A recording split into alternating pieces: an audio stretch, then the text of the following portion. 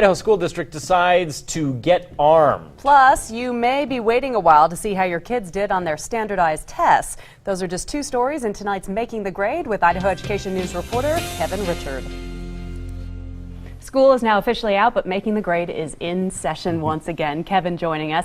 Talk a little bit about the controversial issue of guns on campus, and one school district has made a decision about this. Yes, we did the story last week. We wrote the story about the Garden Valley School District. They're basically going to have guns in the schools that will be accessible by a small number of the staff. They'll be basically in locked safes. And the idea with Garden Valley is that this is an extremely remote school district, as many people who go up there on weekends know. It's a pretty long drive from any place, and pretty hard for the sheriff's department, sheriff's deputies to get to in case of an emergency. So the school felt that they need to have more of a presence in the building in the moment, in the event that an emergency were to occur. Was there any pushback?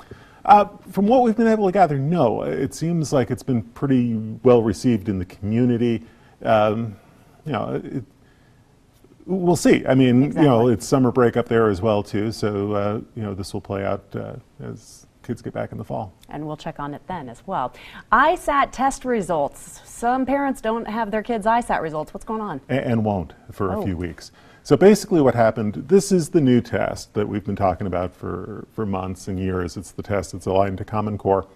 It's being taken, well, it was taken across the state for the first time, for real, this spring. Test results are kind of trickling in very slowly. The state says that they will get the numbers to the districts this week.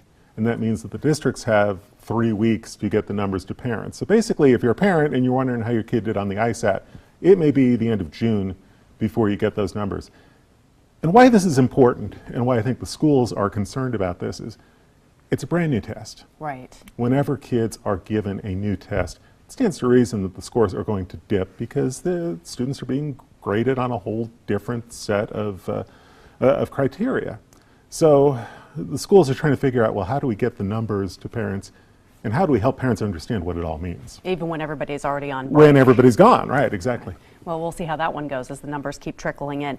Talk a little bit about AP classes and tests. Something interesting happening in the Boise School District. Yes, I'm going to have a blog about this today. Don Coberly, the superintendent in Boise, did some research on what's happening in Boise's 4 high schools. Interesting, the number of kids taking AP tests has increased significantly. More kids taking tests, more tests being administered in the Boise schools. Important for a couple of reasons. The AP tests are kind of a bellwether for how kids are prepared for college, or considering going on after high school. And if a student passes an AP test, they get college credit that they can take with them. Which is great for the parents as well. Saves a few dollars there. Exactly. And real fast, before I let you go, Kevin, you're going to be writing a piece about Mike Rush. And a lot of people might say, who's Mike Rush? But this is kind of an important hole that the state's going to have to fill. Yeah, he's an important guy in state education policy that most people haven't heard of. He's been the executive director of the State Board of Education for 8 years. And he's the hired administrator for the state board. He's not an appointed member of the board. Those are the folks that the governor chooses.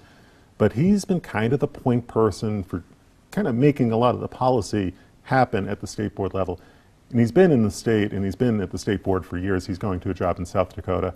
We're going to talk to him about what he's seen over the years, but also about the process of trying to fill that position. All right, Kevin will be watching that for us. If you want to read about any of these stories, just go to idahoednews.org. Kevin, thanks for being with us for Making the Grade. Thank you.